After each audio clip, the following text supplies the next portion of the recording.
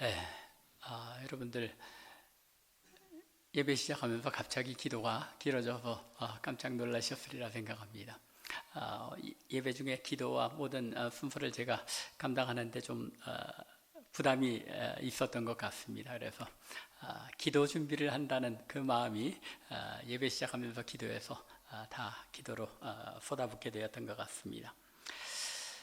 그래서 제가 오늘 이 말씀을 준비한 것은 아닌데 옛말에 한 번 실수는 병가지 상사라는 그런 말이 있습니다. 인생을 살아가며 실수 한 번 안 하고 살아가는 사람들은 없죠. 그리고 실수를 했다 손 치더라도 자신이 잘못한 것이 무엇인지를 돌이키고 다시는 동일한 실수를 하지 않으면 오히려 예전에 그 실수가 득이 되는 경우도 인생에 많이 있는 것을 보게 됩니다. 하지만 어떤 실수는 결코 돌이킬 수 없는 실수가 되어서 그 사람의 전 생애에 큰 영향을 미치게 되기도 합니다. 2008년도에 노벨 화학상 공동 수상자가 녹색 형광 단백질이라는 것을 발견한 연구팀으로 발표되었습니다.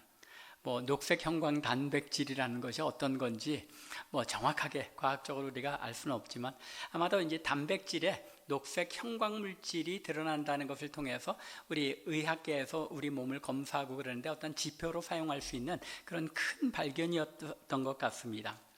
그런데 이 화학상 발표가 나자 뉴욕타임즈에 이런 기사가 실렸었습니다.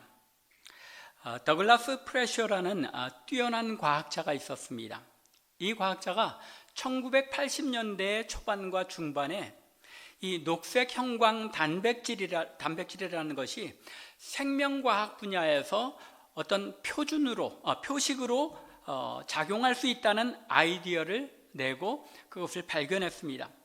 최초로 이 분야에서 성과를 낸 녹색 형광 단백질 연구에서 빠질 수 없는 아주 중요한 연구를 한 과학자였습니다.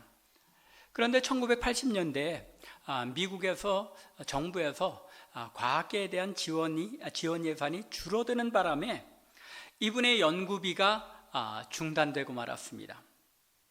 그 후 이 프레셔 박사는 과학자로서의 삶을 유지하기가 쉽지 않아서 이곳저곳 연구소를 전전하다가 결국은 과학자로서의 삶을 포기하게 됩니다.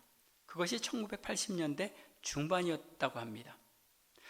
뛰어난 과학자였던 프레셔 박사가 이 발표, 즉 2008년도에 이 노벨 화학상 발표가 났던 당시에 어떤 일을 하고 있었느냐면 미국 엘라베마주 헌츠빌이라는 곳에서 도요타 딜러에서 손님을 태우고 다니는 셔틀버스 운전기사로 생계를 유지하고 있었다고 합니다. 이 사실이 밝혀진 후에 기자들이 이제 이 프레셔 박사를 찾아가서 묻자 그가 이렇게 대답했다고 합니다. 세상에는 나보다 그 상을 수상할 충분한 자격을 갖춘 사람들이 많이 있습니다. 그들은 끝까지 인내하며 전생을 바쳐서 연구를 발전시켰고 나는 그러지 못하고 포기했을 뿐입니다. 그분 나름대로는 부득이한 상황이 있었겠지만 한두 해만 더 잘 참고 인내하며 기다렸다면 2008년도에 노벨 화학상 수상자의 명단에 더글라스 프레셔라는 이름이 포함되었을지도 모르는 일입니다. 오늘 우리가 읽은 본문에도 참고 기다리지 못하여 불행한 결과를 맞게 되었던 한 인물이 등장합니다. 사울 왕입니다. 사울 왕의 이야기 속에서 하나님께서 우리에게 요구하시는 하나님 나라 백성의 신앙의 모습이 어떤 것인지를 오늘 살펴보며 우리에게 주시는 하나님의 은혜를 나누고자 합니다. 오늘 본문에서 우리가 알게 된 이 문제의 발단은 요나단이 게바에 있는 블레셋 수비대를 공격한 데서 시작되었습니다. 당시 사울 왕에게는 3,000명의 상주하는 군대가 있었다고 합니다. 2절과 3절에서 우리가 읽었죠. 그런데 이 3,000명 가운데 2,000명은 사울 자신이 거느리고 나머지 1,000명을 누구에게 줍니까? 요나단에게 주어서 베냐민 땅에 있는 기브아에 주둔하게 합니다. 그런데 이 요나단이 게바에 있는 블레셋 수비대를 이 군사들을 데리고 공격한 것입니다. 이 공격이 요나단이 독자적으로 결정하고 공격하였는지 아니면 아버지인 왕 사울과 의논하고 상의하에 공격한 것인지는 잘 판단하기가 쉽지 않습니다. 왜냐하면 뒤에 보면 요나단이 독자적으로 자기 병기든 자를 데리고 블레셋을 쳐들어가는 일이 있었기 때문입니다. 하지만 지금 이 경우에는 1000명이라는 군사들을 움직여서 블레셋을 공격했다는 점을 우리가 고려한다면 큰 전쟁을 불러일으킬 수도 있는 이 국지전을 혼자서 결정하고 단행하지는 않았을 것 같습니다. 더욱이 오늘 우리가 읽은 3절에 보면 사울이 블레셋이 움직이자마자 어떻게 합니까? 온 땅에 나팔을 불어서 이스라엘을 동원하는 동원령을 내립니다. 이 반응이 즉각적으로 나타난 것을 볼 때 혹시 요나단이 이 작전을 수행하고 나면 그런 반응이 나올 것을 어느 정도는 미리 예측하고 있었다. 즉 아버지 사울 왕과 요나단이 어느 정도 교감을 가지고 공격한 것이 아닐까라고 우리가 생각해 볼 근거가 충분합니다. 이처럼 왕인 아버지와 상의하에 블레셋 수비대를 공격한 것이 분명하다면 5절에서 보는 바와 같이 이 공격은 무모하기 짝이 없는 공격이었습니다. 5절에 보면 블레셋 군대가 어떻게 대응을 해옵니까? 블레셋의 병거가 3만이었다고 합니다. 마병이 6,000명이었다고 합니다. 그 백성은 해변의 모래와 같이 많았다고 합니다. 이 블레셋 병거가 3만이었다는 이야기는 소위 요즘으로 얘기하자면 장갑차가 3만 대, 또 마병이 6천이었다고 한다면 이 특수기동 타격대라고 할 수 있겠죠. 말 타고 신속하게 대응할 수 있는 이 마병이 6,000명이었다는 것.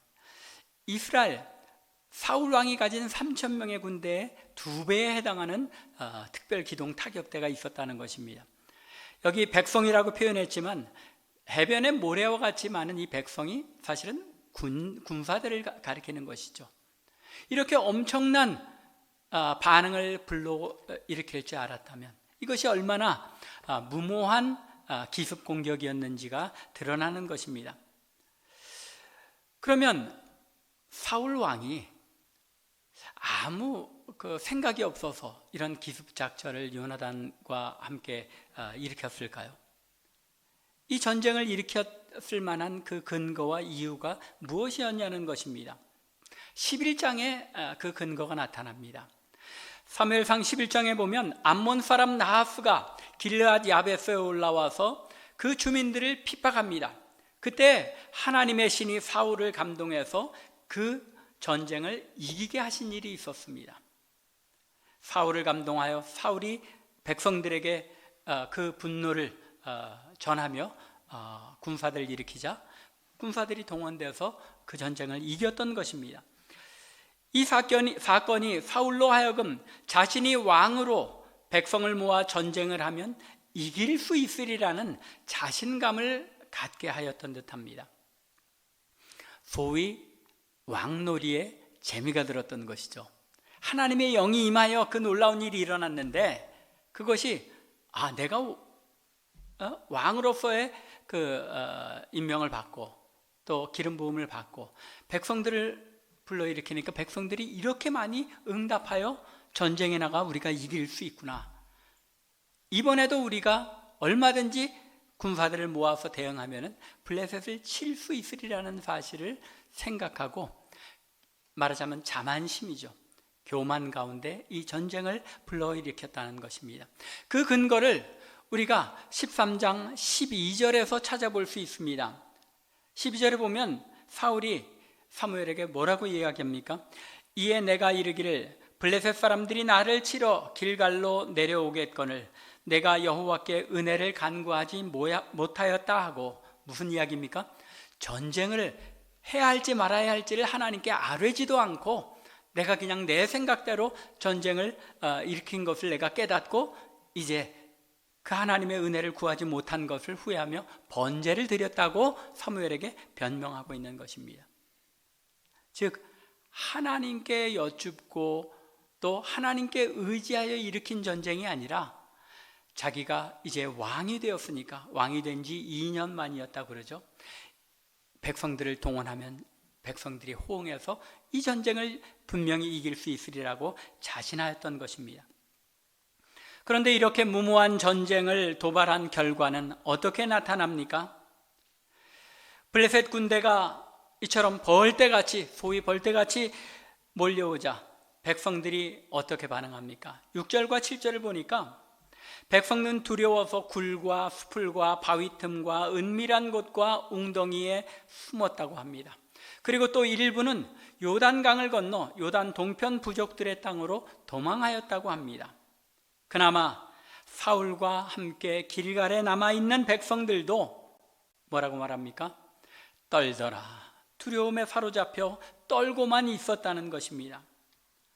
이처럼 위급한 상황에 처하자 바로 그때 사울은 사무엘이 10장 8절에서 자신에게 주었던 그 약속을 기억해냅니다. 그리고 사무엘이 정한 대로 기일대로 7일을 기다립니다. 10장 8절을 보면 내가 내려가서 번제와 화목제를 드리리니 내가 네게 가서 내가 행할 것을 가르칠 때까지 7일 동안을 기다리라고 했습니다. 이 예언의 약속대로 7일 동안을 기다리는데 마지막 7일이 거의 다 차가도록 사무엘은 나타나지 않습니다. 그리고 그동안 사울의 군사들은 하나 둘 도망쳐서 한때 3,000이나 되었던 그의 군사가 15절 마지막에 우리가 읽은 바에 의하면 몇 명이 남습니까? 600명 정도밖에 남지 않았습니다. 바로 이런 절대절명의 상황 속에서 사울의 결정적인 실책이 나타나게 되는 것입니다. 약속된 7일이 되었는데도 사무엘은 나타나지 않고 군사들은 속속 흩어지자 사울은 더 이상 기다리지 못하고 사람을 시켜 번제와 화목제물을 가져오라고 명하여 제사를 드립니다. 물론 이것이 학자들의 그런 논란은 있습니다만 사울이 직접 제사를 집례하였다고 보아야 하느냐, 그것은 아닐 것이라고 추측이 됩니다. 그보다는 제사장들을 시켜서 제사를 드리게 하였다는 것으로 보아야 할 듯합니다. 왜냐하면 역사적으로도 보면 나중에 사무엘하 24장에 가보면 다윗이 인구조사를 회개하며 하나님 앞에 제사를 드렸다고 기록하는데 그 회개의 제사를 드릴 때 다윗 자신이 그 예배를 집례하지는 않았을 것 같습니다. 제사장을 불러서 시켰을 것입니다. 또한 열왕기 3장을 보면 솔로몬도 1천 번제를 드렸는데 그렇게 기록되어 있는데 이 제사들도 역시 비록 왕이 주도한 것이지만 제사 의식 자체는 제사장들에게 명하여 집례한 것으로 보아야 할 것 같습니다. 그렇다면 오늘 본문에서 사울이 제사를 주도했다는 것도 사울이 이 제사를 드리라고 명하여 주도하였지만 제사 자체는 제사장을 통하여 집례한 것으로 보는 것이 옳지 않을까 생각됩니다.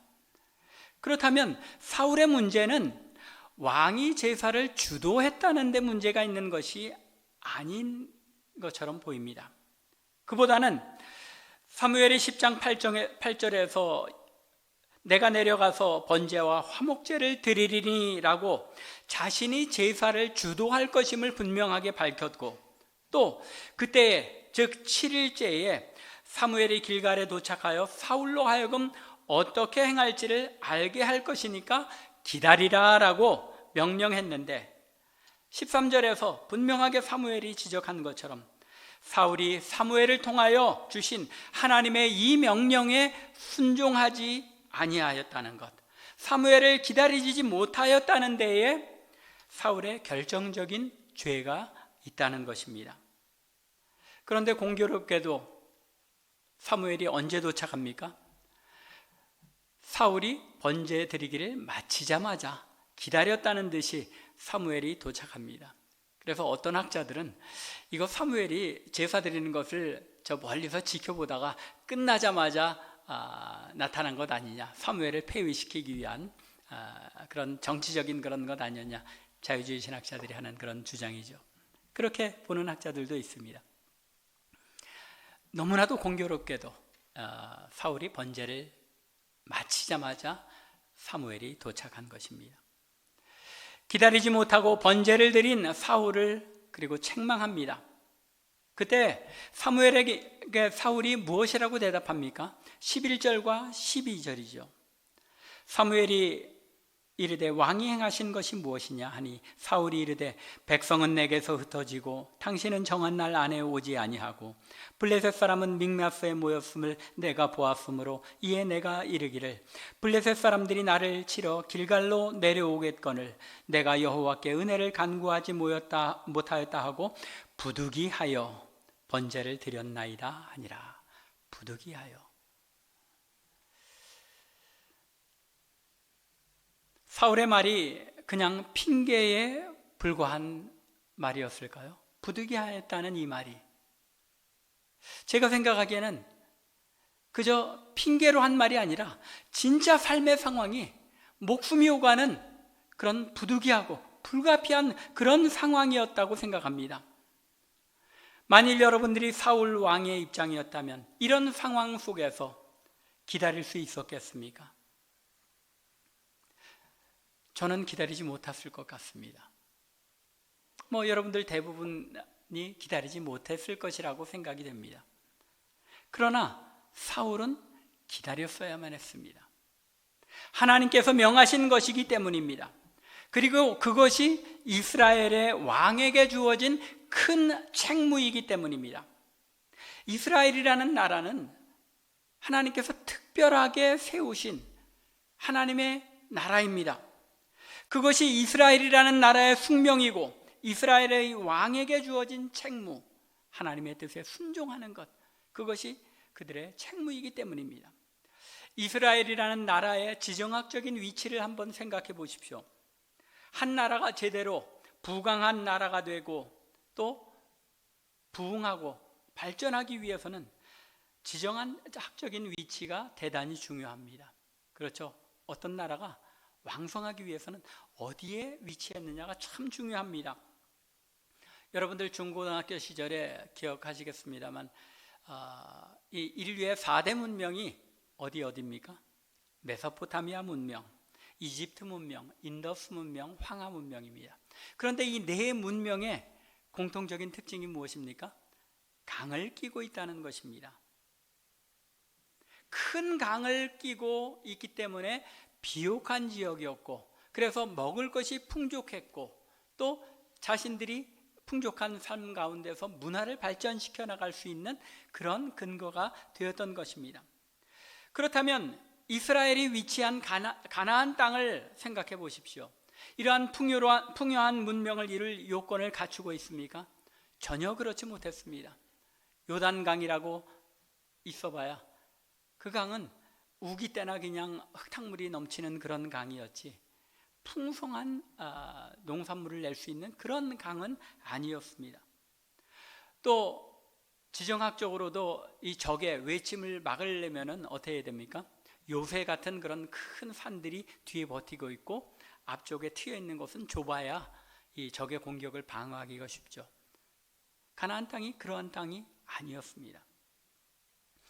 오히려 티그리스 강과 유프라데스 강을 중심으로 한 메소포타미아 문명, 즉 아수르, 바벨론, 페르시아로 이어지는 강대한 문명 국가들과 나일강을 중심으로 한 비옥한 문명을 이루었던 애굽의 사이에 끼인 그런 아주 적의 침공을 받기에 아주 유리하다고 하지 않고 이건 어떤 경우라고 해야 됩니까? 적의 침공을 받을 수밖에 없는 그런 위치에 있었습니다. 한시도 자유롭고 풍요한 문명이나 강성한 나라로 설 수 있는 여건이 되지 못하였다는 말입니다. 소위 가장 강성했다고 하는 다윗 시절에도 그 경계가 남쪽으로 애굽을 넘어서지 못했습니다. 또 북쪽으로도 두로와 시돈을 넘어서지 못했습니다. 그럼에도 불구하고 하나님께서 아브라함에게 약속하신 땅, 아브라함의 자손들을 애굽에서 구해내어 그들에게 약속으로 주신 땅이 어디였습니까? 가나안 땅이었습니다. 참 이상하지 않습니까? 기왕 주시려면 아브라함이 원래 살고 있던 갈대아우로, 어디입니까? 메소포타미아 지역이었습니다.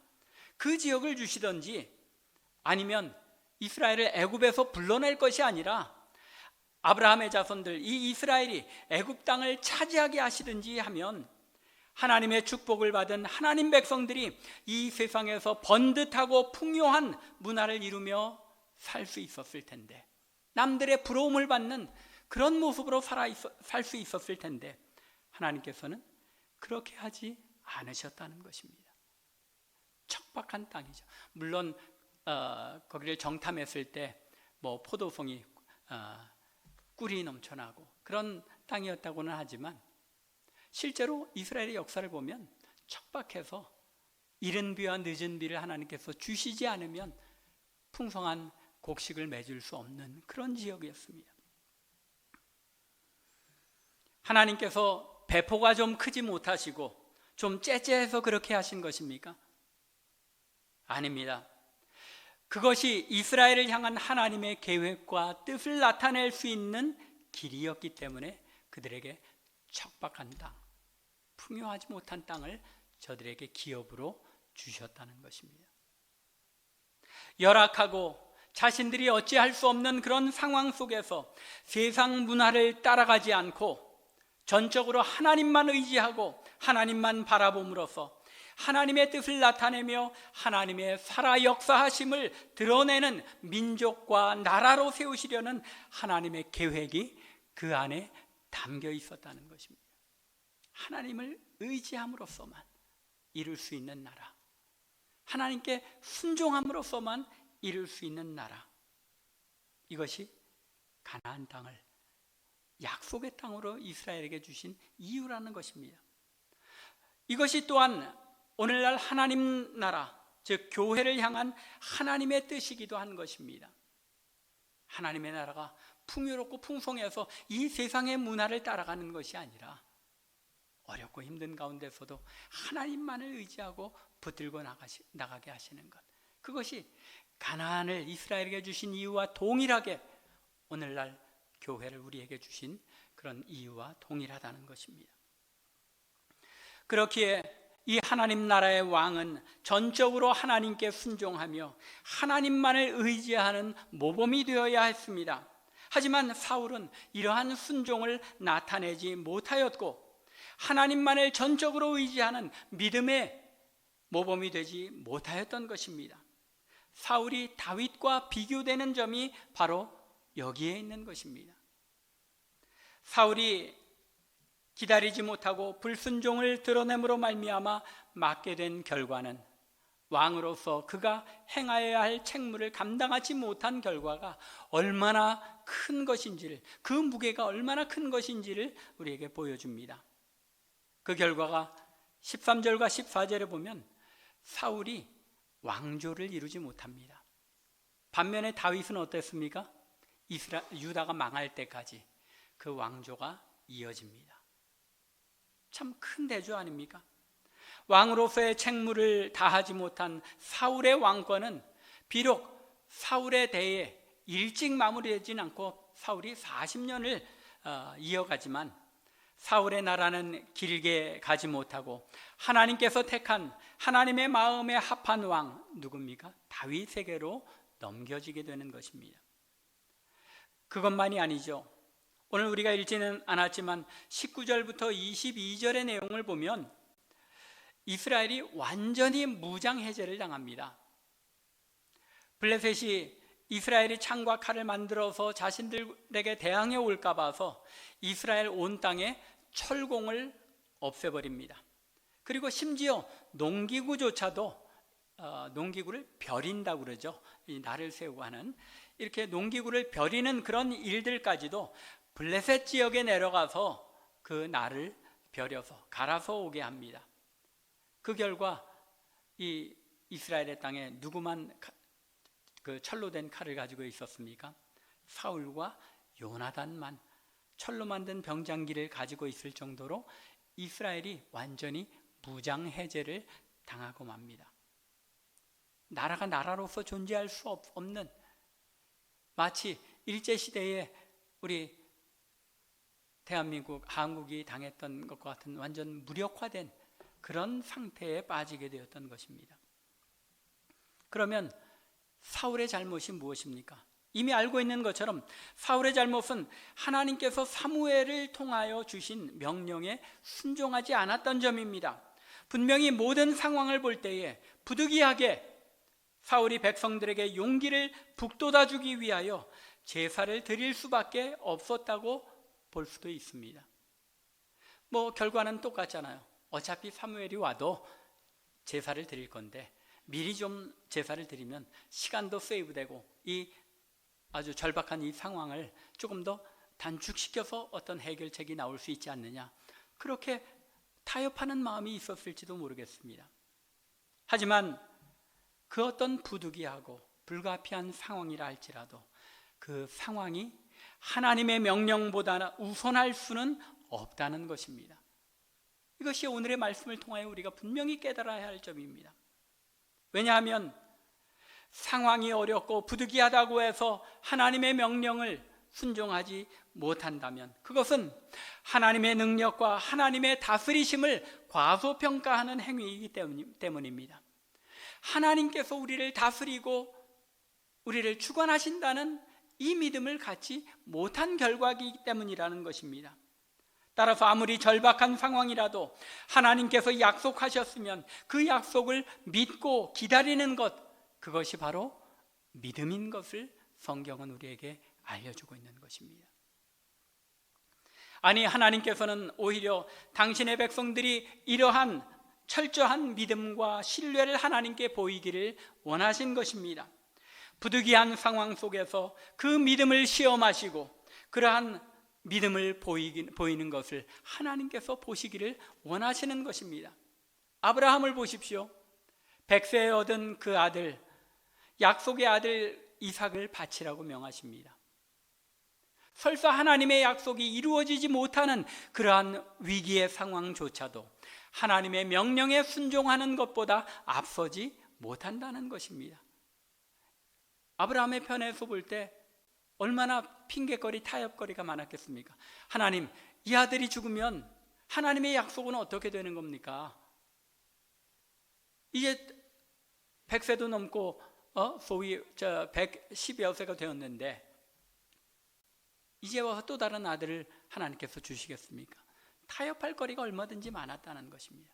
그럼에도 불구하고 아브라함이 결단하고 이삭을 바치기로 하셨을 때 하나님께서 그 믿음을 기뻐하셨다고 신약에 와서까지 히브리서에서 칭찬하십니다.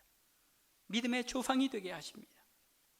또 다니엘의 세 친구들이 오늘 우리가 찬양도 했지만 풀무불에 던져질 때조차도 자신들의 목숨이 달린 그런 부득이한 상황이었지만 그 가운데서도 하나님의 계명에 순종하며 그리 아니하실지라도 우리가 금신상에 절할 수 없노라 라고 선언하며 순종하였을 때 하나님께서 그 믿음을 기뻐하시는 것입니다. 믿음은 부득이한 상황 속에서 그 믿음의 참과 그름이 드러나게 된다는 것입니다. 하나님께서는 구약의 하나님 나라 백성 이스라엘에게서 이러한 믿음을 보기를 원하셨습니다. 또 동일하게 오늘날 하나님의 백성들인 교회와 성도들에게서 이러한 믿음을 보시기를 원하시는 줄로 믿으시기 바랍니다. 여러분에게 하나님께서는 그러한 믿음을 요구하시고 부득이하고 불가피한 상황 속에서도 내게 맡기고 내게 의지하고 나를 신뢰하라고 요구하시며 믿음을 보기를 원하시는 것입니다. 사울은 정말로 부득이해 보이는 상황 때문에, 자신의 절박한 필요 때문에 절대절명의 위기의 순간을 모면하기 위해서 하나님께서 자신에게 명하신 분명한 지시를 잠시 접어두거나 혹은 미루고 자신의 생각과 판단을 하나님의 명령보다 우선적으로 여겼다는 데에 그의 큰 잘못이 있다는 것입니다. 그런데 여기서 우리는 그래도 하나님께서 사울에게 내리신 벌은 너무 과중한 것이 아니었나 하고 생각할 수도 있을 것입니다. 그래도 사울은 하나님께 제사를 드리려고 했던 것인데 하나님의 처벌이 너무나도 과도했다고 생각될 수도 있다는 것입니다. 뭐로 가도 서울로 가면 된다고 했는데 결국 사무엘이 와도 하나님께 제사를 드리려 했던 것이 아닌가. 다윗도 밧세바를 범하여 죄를 범하였지만 하나님께서 왕조를 폐하지까지는 않으시고 그를 용서하지 않으셨는가? 왜 하나님께서 사울은 미워하시고 다윗만 사랑하신 것인가? 이런 의문이 들 수도 있습니다. 그러나 그렇지 않다는 것입니다. 다윗은 밧세바를 범한 직후에 회개하였지만 사울은 불순종이 버릇처럼 몸에 밴 사람이기 때문에 그 사울의 왕조가 폐하여지게 되었다는 것입니다. 이어지는 15장의 내용을 보면 하나님께서 사무엘을 통하여 아말렉 족속을 진멸하되 소와 우양까지 모두 진멸하라고 명하셨는데 사울이 어떡합니까? 가치 없고 하찮은 것만 진멸하고 좋은 것은 남겨둡니다. 그리고는 하나님께 제사를 드리기 위해서 제물로 남겨두었다고 변명합니다. 그렇죠. 이건 역시도 자신이 타협하고 그것을 핑계하고 하나님께 드리기 위하여 남겨놨다는 그런 핑계로 모면하려고 합니다. 그때 하나님께서 사무엘을 통하여 뭐라고 말씀하십니까? 순종이 제사보다 낫다. 순종이 제사보다 낫다는 것입니다. 우리가 이 시간 이 자리에서 하나님을 예배하는 것 참 중요합니다. 그러나 내 일상의 삶 가운데서 타협하지 않을 수 없는 부득이한 상황 속에서조차도 믿음을 붙들고 하나님을 신뢰하고 하나님께 모든 것을 맡기며 결단하는 그 믿음을 보기를 원하신다는 것입니다. 그것을 더 귀하게 여기신다는 것입니다. 사울은 아주 작은 핑계거리만 있으면 그것을 이유로 불순종하는 버릇이 계속 반복되고 있는 것을 성경은 우리에게 알려주고 있습니다. 그리고 이 불순종의 습관이 부득이한 상황이라고 핑계하면서 하나님께 순종하는 것을 미루는 이 습관이 그로 하여금 멸망의 자리에 이르게 했다는 것입니다. 말씀을 마무리하겠습니다. 사울에게 있어서 기다림은 하나님의 시험이었습니다.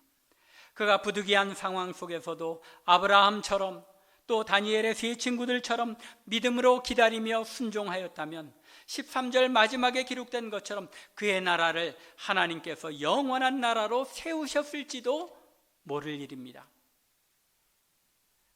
그에게 기다림은 하나님의 은혜를 누릴 수 있는 기회였습니다. 조금만 더 기다리며 인내했다면, 조금만 더 믿음을 보였다면 하나님의 은혜와 축복을 누릴 수 있었습니다. 하지만 사울은 절대절명의 위기의 순간처럼 보이는 자신의 상황, 부득이한 상황 때문에 자신의 판단과 생각을 사무엘을 기다리라 하신 하나님의 말씀에 순종하는 것보다 더 위에 두었습니다. 그리고 이러한 태도가 그의 습관이 된 것입니다. 사울은 왕으로서 하나님 나라를 대표하는 인물입니다. 구약의 하나님의 교회를 이 세상에 보여주어야 할 위치에 있는 중요한 인물이었습니다. 하나님의 나라가 이 세상 나라와 어떻게 다른지, 하나님의 나라는 하나님의 명령에 순종하며 하나님의 법도에 따라서 존재할 수 있는 그러한 나라입니다. 따라서 그 나라에서는 하나님의 명령과 지시에 순종하고 그분께서 행하시며 역사하시기를 기다리는 것, 그것이 하나님의 나라가 이 세상 나라와 구별됨을 보이는 유일한 방법인 것입니다. 그런데 그 나라를 대표하는 왕이 이 일에 실패하였기 때문에 그의 죄가 엄중하였고 왕에서 폐위를 당하게 된 것입니다. 혹시 우리도 사울처럼 우리의 삶의 부득이한 상황, 불가피한 현실 때문에 하나님의 명령과 약속을 기다리지 못하고 내 생각과 내 판단을 먼저 내세우고 있지는 않습니까? 아무리 절박한 상황 속에서라도 우리의 모든 상황을 아시고 다스리시는 하나님이, 우리 하나님이시기에 하나님께서 하나님의 일을 우리의 삶 가운데 이루시도록 기도하며 기다리며 순종하는 이 믿음을 하나님께서 우리 가운데 포기를 원하십니다. 가나안 땅을 약속의 땅으로 주신 그 하나님의 뜻, 하나님만 의지하고 신뢰하는 믿음을 보기를 원하셔서 오늘날도 부득이한 상황 속에 당신의 백성과 교회를 처하게 하시는 그 하나님의 뜻을 잘 분별하며 하나님께서 기뻐하시는 믿음을 나타내 보이고 우리가 참 하나님께 속한 백성들임을 드러내 보이는 우리 모두 또 우리 참빛교회가 되기를 주님의 이름으로 간절히 축원합니다.